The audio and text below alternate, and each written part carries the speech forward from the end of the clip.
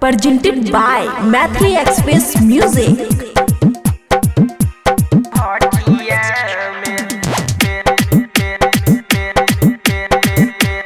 खुशी recording studio Baluaha. सुना ना राजा कोइला हो जे रतिया बिछाई के खटिया ऐसन गतिया में राजा कोइला हो जे रतिया बिछाई के खटिया ऐसन गतिया में राजा हो उठ गेल दहरदा हमारा भटिया में तसैया हो उठ गेल दहरदा हमारा भटिया में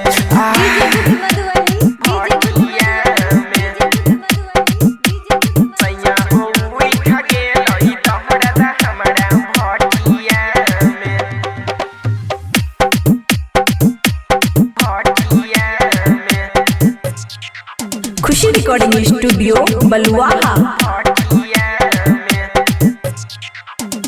नया नया गबना भेल कर छोरा जातंग हो पलंग पर चढ़ी के सैया मचबै छोड़ दंग हो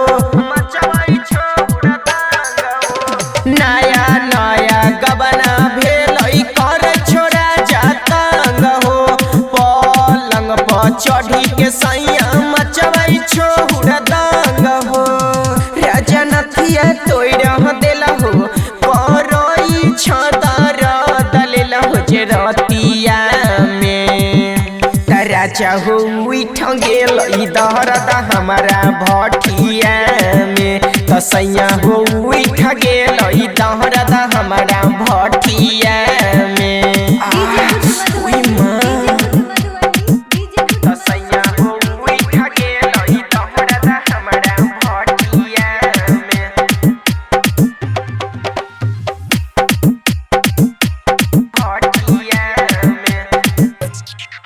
खुशी रिकॉर्डिंग स्टूडियो बलुआहा। के ना प्यारे कैला हो सैया तोड़ देल चरपैया राइटर रम के सैया बुझै नहीं छो बतिया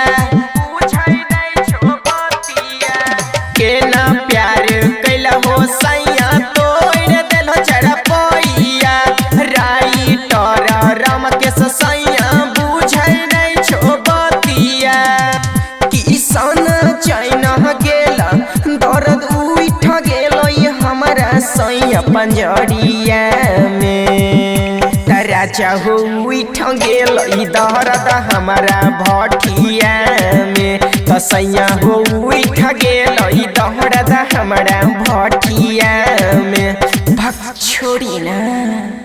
खुशी रिकॉर्डिंग स्टूडियो बलुआहा।